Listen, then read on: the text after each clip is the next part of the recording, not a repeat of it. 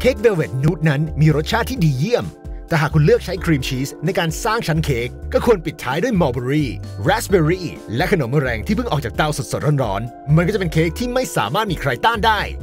วันนี้ฟินปากจะมาบอกวิธีการรังสรรค์เจ้าเค้กนี้อย่างละเอียดถ้าพร้อมแล้วก็มาเริ่มกันเลย